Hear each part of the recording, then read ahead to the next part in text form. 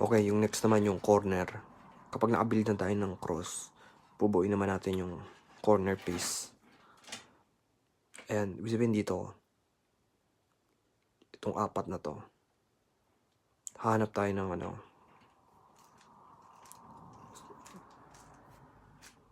hindi to kasi iba silang kulay.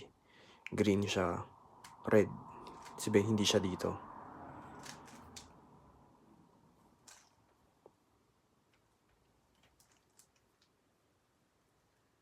Ito, red, green, pati white. Red, green, white. Dito siya.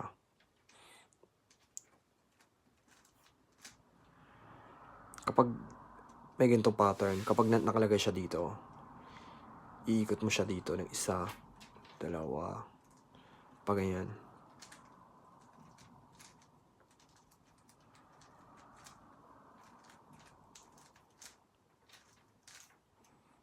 Ayan, parehas. Ulitin ko ha. L, down, L, down, L, down, L, down, L, down. Papalit-palit lang. Hanggang mapunta siya.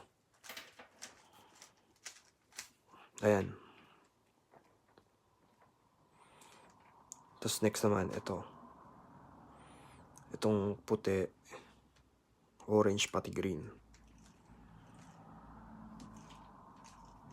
Dito siya. Green, orange, pati puti. Ilalagay, pag sa cube, ganyan ha. Gets nyo? Ilalagay nyo dito sa gilid. Ibababa nyo to. Baba, angat. Pares na, di ba? Ito nasa gilid na naman, di ba?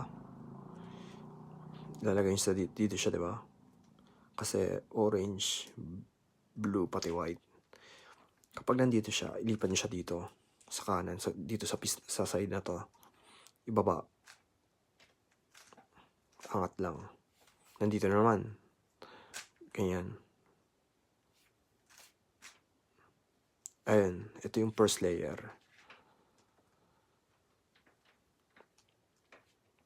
Ayan yung first layer na tatandaan. Isipin, lahat silang mga side pare-parehas. Explain ko ulit ha.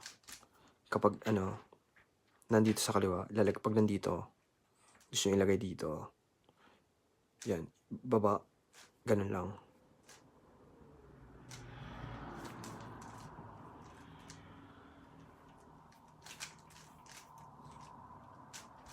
Pag nasa kanan naman, pag nandito, lalagay dito. Ganun.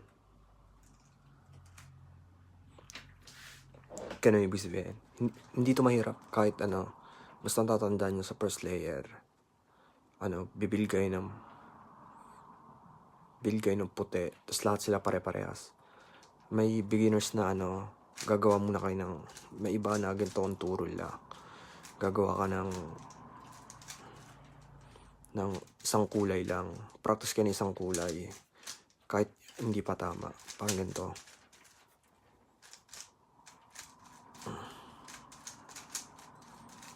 Yan. Ganito. Di ba kapag beginners kayo, gagawa lang ng isang kulay. Pwede rin ganun kahit hindi nyo sundan yung gagawa ng cross-patting corner. Basta makagawa kayo ng first na kulay nyo. Okay yun. Ang tatandaan nyo, pare-pares lang dapat yung mga gilid.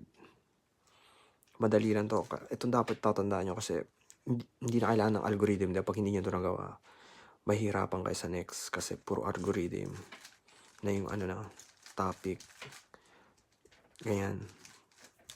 Gawa lang kayo ng isang kulay tapos ito, pagpapalitin nyo, ito pati ito pagpapalitin, i-try nyo lang yung mga ganyan. May ganito ring technique. Gagawa first isang kulay lang, pagpapalitin nyo na lang. Pwede din yun. Pero gusto ko yung ganito. Build ka ng cross, tas yung corner. Para for beginners talaga. So, ayun lang.